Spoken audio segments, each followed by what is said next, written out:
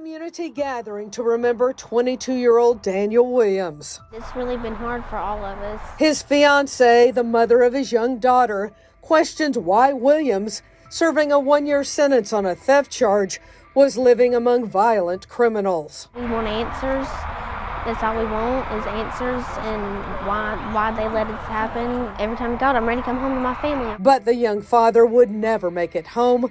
The victim of a horrific murder, reportedly drugged, hogtied, and raped at Staten Prison in what the Department of Corrections called a possible inmate-on-inmate assault. This was a preventable death. The 38-year-old suspect in this kidnapping, rape, and torture was involved in 9 instances of sex assault, rape, and stabbing since 2017. Alabama Appleseed's Carla Crowder calling on a state committee to make unannounced visits to the prisons to have more oversight over a prison system plagued by violence. The inmate suspected of killing Williams was serving a 20-year sentence for sodomy, assault, and escape.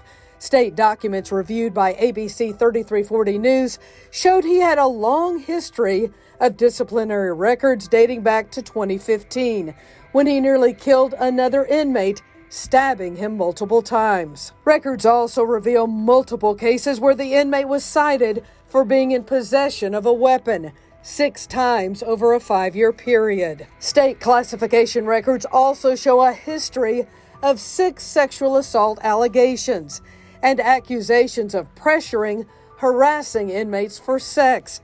Despite all those reports in multiple prisons, the inmate's classification showed a 5-year clear record of institutional violence, which gave him a score of 0 on his risk assessment in October of this year. That allowed him to move freely in an open bay dorm. 9 days after that report, Williams would be found unresponsive on the assigned bed of his alleged attacker. It's hard to even begin to suggest remedies sufficient to correct this kind of unconscionable neglect and incompetence. Daniel Williams' father touched by the public interest and outrage over the death of his son, hoping it will lead to change. Change ain't gonna happen unless we all stick together. Cynthia Gould, ABC 3340 News. A Jefferson County family is coming forward after the tragic loss of their son. Yeah, that family is desperate for answers after a 22-year-old son and father died in an Alabama prison yesterday. They say that he was beaten, drugged, and raped, but the warden at the prison told them that he overdosed. WVTM 13's Lisa Crane has more from the family and what the DOC is saying about that case today. He makes some goofy faces. Daniel Williams' mother and fiance have fond memories of a young man lost too soon. He was a goofball, was what he was. Always aggravating. They were notified last week by the warden at Staten Prison in Elmore County that the 22-year-old was in a hospital for an overdose. But when they rushed to be by his side, they were shocked by his condition. I went to the hospital and the nurses told me that he was assaulted and beaten really badly. And when I went into the room, he had bruises all down his arm, like down to his fingers. He had bruises over here, he had cuts up and down, he had bruises on his legs, and it was bad. His father says he had very little brain function left, so they made the difficult decision to take him off life support. I called the warden and I cussed him out. I was like, dude, you know this is not an overdose case. You know exactly what happened. How's this crap gonna happen like this? Well, it's under investigation right now. And that's the last time I even talked to the warden. The Alabama Department of Corrections sent us a statement saying a possible inmate-on-inmate incident was reported and the DOC's Law Enforcement Services Division is investigating. Carla Crowder with Alabama Appleseed says what happened to Daniel is all too common. The brutality, the violence, the dysfunction, it's not an aberration anymore. It's a feature of the Alabama Department of Corrections. It is our system. And so the kind of horrific deaths that we've seen, what happened to Mr. Williams, is not even uncommon anymore. Now the Williams family is trying to figure out how to bury this young man who was scheduled to be released from prison on the day he died. I set up a GoFundMe account to get him cremated. It's like $1,000. I was wanting to bury him by my mom, but that's like $7 grand, you know. I can't afford that. His fiancée is struggling with knowing their daughter will have no memories of her father. How am I supposed to tell her about her daddy? Like, why isn't he here? Why didn't he ever come home? I grew up without my dad, and it sucked. So I couldn't even imagine. In Jefferson County, Lisa Crane, WVTM 13. The family says the Department of Corrections will do an autopsy, but they would like to have an independent autopsy done as well. At this point, they cannot. He makes some goofy faces. Daniel Williams' mother and fiancé have fond memories of a young man lost too soon. He was a goofball, was what he was. Always aggravating. They were notified last week by the warden at Staten Prison in Elmore County that the 22-year-old was in a hospital for an overdose, but when they rushed to be by his side, they were shocked by his condition. I went to the hospital and the nurses told me that he was assaulted and beaten really badly, and when I went into the room he had bruises all down his arm, like down to his fingers. He had bruises over here, he had cuts up and down, he had bruises on his legs, and it was bad. His father says he had very little brain function left, so they made the difficult decision to take him off life support. I called the warden and I cussed him out. I was like, dude, you know this is not an overdose case. You know exactly what happened. How's this crap gonna happen like this? Well, it's under investigation right now. And that's the last time I even talked to the warden. The Alabama Department of Corrections sent us a statement saying a possible inmate-on-inmate incident was reported, and the DOC's Law Enforcement Services Division is investigating. Carla Crowder with Alabama Appleseed says what happened to Daniel is all too common. The brutality, the violence, the dysfunction, it's not an aberration anymore. It's a feature of the Alabama Department of Corrections. It is our system. And so the kind of horrific deaths that we've seen, what happened to Mr. Williams, is not even uncommon anymore. Now the Williams family is trying to figure out how to bury this young man who was scheduled to be released from prison on the day he died. I set up a GoFundMe account to get him cremated. It's like $1,000. I was wanting to bury him by my mom, but that's like $7,000. You know, I can't afford that. His fiancée is struggling with knowing their daughter will have no memories of her father. How am I supposed to tell her about her daddy? Like, why isn't he here? Why didn't he ever come home? I grew up without my dad, and it sucked. So I couldn't even imagine. In Jefferson County, Lisa Crane, WVTM 13. Officials in Alabama have until next week to improve safety throughout the state's troubled prison system. The Justice Department demanded an overhaul after an investigation found conditions unconstitutional, violating the Eighth Amendment protections against cruel and unusual punishment. Jeff Pegues takes us inside. These are just some of the 2,600 photographs taken inside Alabama's prisons. Images of horrid conditions. Inmates who were killed by another prisoner's hand or their own, like Betty Head's son, who died after trying to hang himself in this decrepit cell block. Prison system killed my only son, Billy Thornton. 31-year-old Billy Thornton was just months away from finishing a 6-year sentence for a statutory rape. Inmates told her that her mentally ill son would cry for help, but be routinely ignored. So he would call for help and no one would They would respond. ignore him. Let's keep going. Yes, sir. They would ignore him.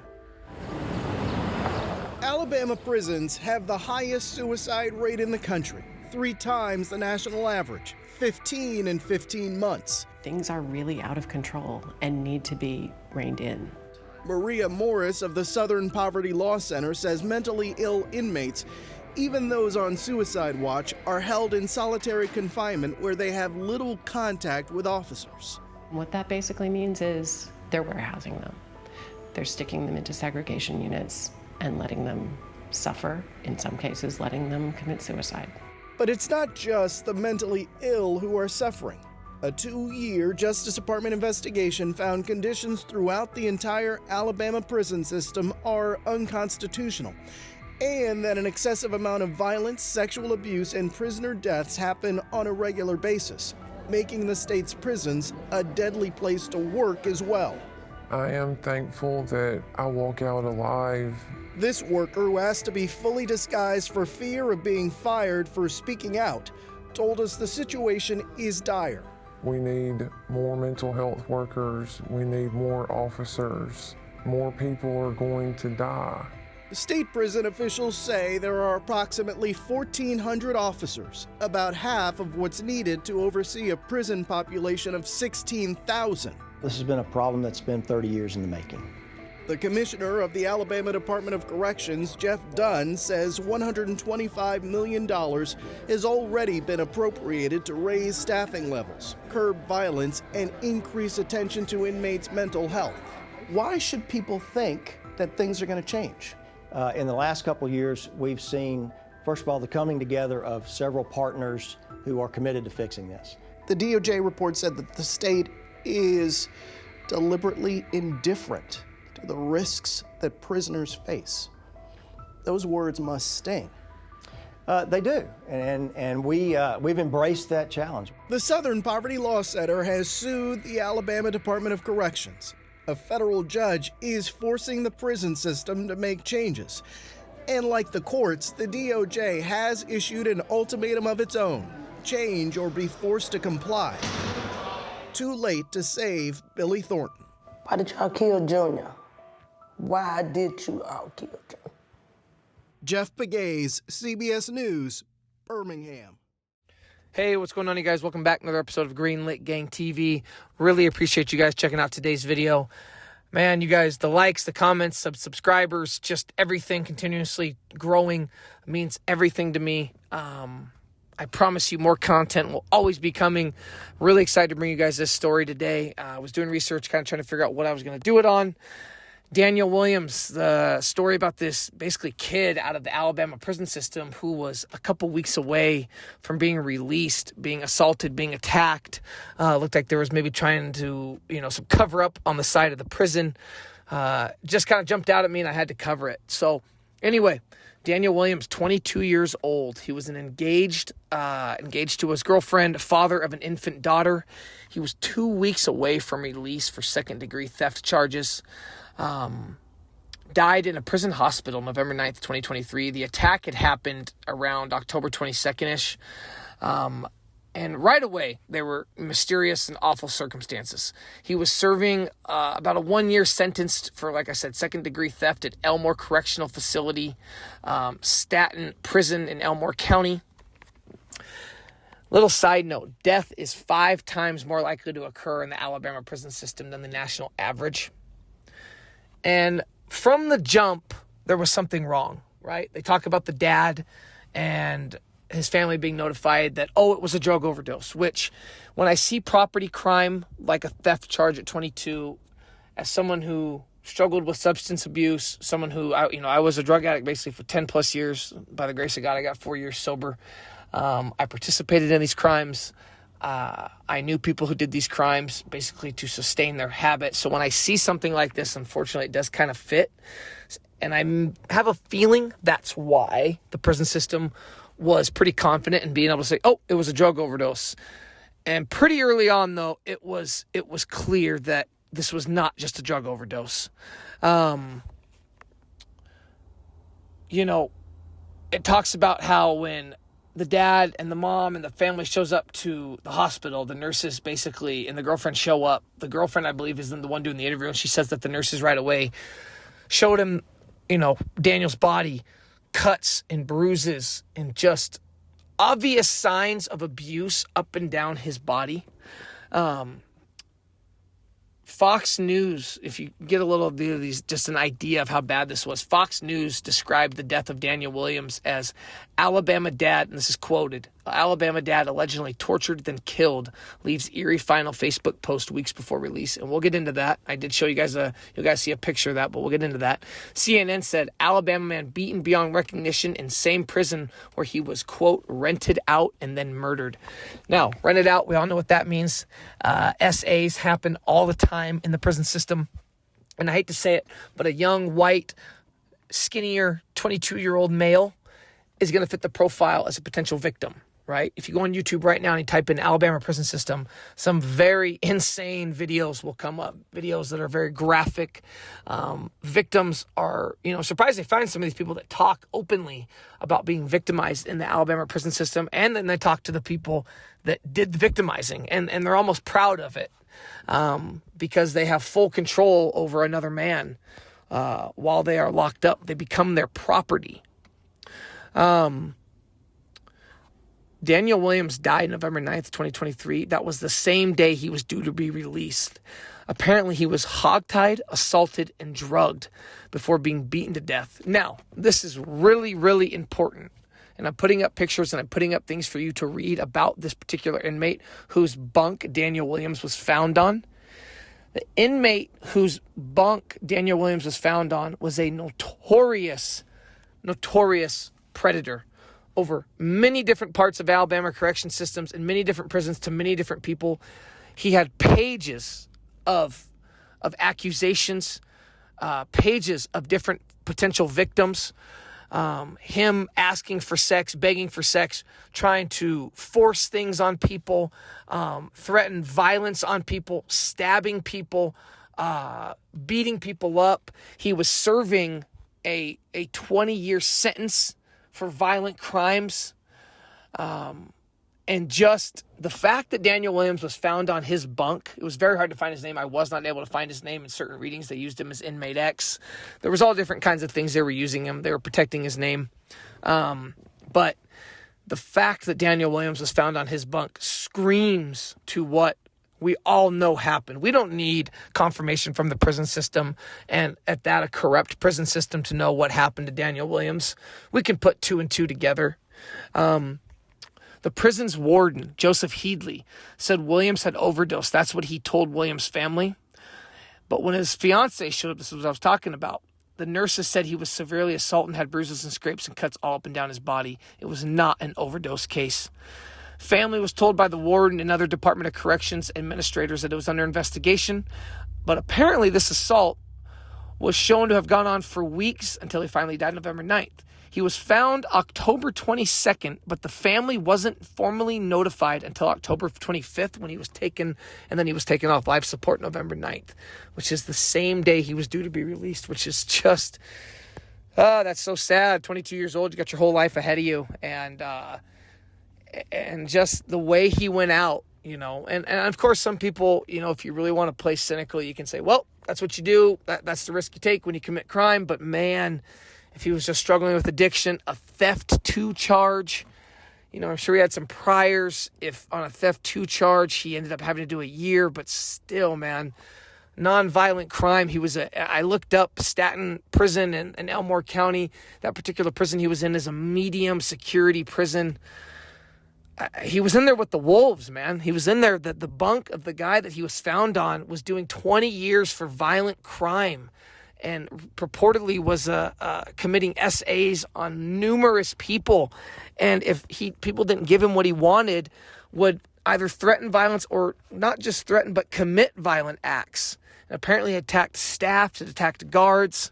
And then you've got Warden Headley. He'd been the subject of more than 40 lawsuits that alleged brutality against inmates, failure to protect inmates, and overall a lack of institutional control. And I put up some other pictures, and I put up that picture where you can see the start. It's a lawsuit. It's a court paperwork, front and back. And then I put up that other picture where the inmate describes the inmate's actually doing like 20 or 30 years, so he's a hardened convict. And he talks about not being protected. He talks about being surrounded and assaulted, and it was the perfect storm of things coming together that allowed Daniel Williams to be beaten this way and ultimately murdered this way. Like I said, the person that they believe attacked and killed Daniel Williams and committed these assaults on him over the couple of weeks, and I'm sure other people participated, but the leader of this was serving a 20-year sentence for particular SA crimes, other violent crimes, and escape. He's a notorious attacker, always trying to get things from other inmates. You can use your imaginations on that. There were rumors that Williams being rented out and used by other inmates. Basically, he was prostituted out. He was used as a bargaining chip. He's a smaller, thinner individual. certain features. He's young, doesn't have a lot of facial hair. You got guys in there that have done a lot of time. And unfortunately, he becomes a target. Right? I'll be honest. Right when I saw his picture, it all made sense. Right when I saw his picture, I believed everything. I believed the worst. Right when I see some of his pictures, my mind jumps right to the worst things that could happen to him in there. And then you take the fact that Alabama's prison system is, in my opinion, I mean, I've heard things about Rikers Island. I've heard things about the California prison system. I've heard things in Texas. But Alabama, to me, and I've heard things about Louisiana, but Alabama, to me, has the scariest prison system. And there's that one part where the lady that's investigating and tried to help Daniel Williams' family in his case basically says that it's not even if it's going to happen. It's like it's a part of life. It's going to happen. It's rife with overpopulation, corruption, inmate-on-inmate violence at a level that surprises most people. Proper procedures and protocols aren't followed. Instances of attacks on inmates are ignored. Reclassification rarely happens. Now, this is something you need to know. Reclassification means that if I go in, let's say, to that medium security prison, right? And I am like that inmate X they were talking about, that Daniel Williams, he was found on his bunk, and I'm threatening inmates, I'm attacking inmates, I have these SA accusations. They need to reclassify you as a potentially violent higher security risk, which means the prison should move him. He shouldn't be around Daniel Williams. He should not be around non-violent inmates. Now, there's not always perfect situations. There's not always going to be situations where they can do something. But it was basically described as blatantly being ignored, that because of the understaffing, because of the overpopulation, because of all the things that were going on, it was ignored. Reclassification was never done, which means people's lives were at risk. If I'm attacking and abusing and taking advantage of people, I need to be moved away. I need to be put in segregation. I need to have my security level changed, and this was never done. There's reports of open-air drug use. Inmates are injecting drugs, smoking drugs. Guards see it. They don't want to report it because they're just going there to do a job. They're outnumbered 20-1. They don't want people to turn on them. They don't want to be the target of maybe one of these attacks on staff. They're trying to keep things cool. They just want to move on. Guards, and they've done interviews with guards. They've done interviews talking about this, that they would see these things. They would come up on these essays or assaults or inmates being violently attacked, and they just wouldn't want to report it. And then you've got the fact that the inmates, that's why I'm surprised you do find ones that will talk about being essayed or being attacked, because they're afraid of retaliation or just the fact of the embarrassment of that happening to you. It says that guards would, it said that on a once or twice a week basis in some of these Alabama prisons, inmates would come up to guards, hey, I was SA'd or I was just attacked. Nothing would happen. Nothing would happen to the inmate that they said happened to it. And like they make these enemies list. So this inmate whose bunk Daniel Williams was found on, he was an enemy of Daniel Williams, but it's not like a protection thing. It's not like, oh, hey, he's attacking Daniel Williams, we need to get him out of there. No, he's just an enemy, which means it's kind of like he said sort of a thing. Like they don't take a side. It's just documented, they move on. And it's just paperwork. They document it to cover their ass, right? I cannot emphasize enough what the lack of institutional control, the lack of things that had to happen for this to happen. He was beaten, hogtied, abused for weeks, and nothing was done. He was murdered, and it shouldn't just be inmate X held accountable. It goes all the way up to the top to Warden Healy, who was trying to cover it up as a drug. How do you even get drug overdose? And to be able to think that the family's just going to accept that when they see the body, when the hospital staff says, wait, what? This isn't a drug overdose. It just goes to show you, what really goes on behind bars. This is a very important story to talk about. These stories happen every single day inside the prison system. People are attacked every single day. The privatized sector of the prison system is even worse. And I don't know if Staten, I put that picture up. I think the Staten prison was privatized, which means, guys, it's just about money. It's not about rehabilitation. It's not about bettering them. It's not about staff protection, inmate protection. It's just about getting the most money they can. Shove as many people incarcerated, as many people as you can in that prison. Let's get the most amount of money out of it. Bare minimum for security, bare minimum for food, bare minimum for educational tools, bare minimum for security. And the wolves are going to eat the sheep. It's survival of the fittest. And man, you see that in the case of Daniel Williams. He died the day he was supposed to get out. Thank you guys for checking out today's video. Until next time, later.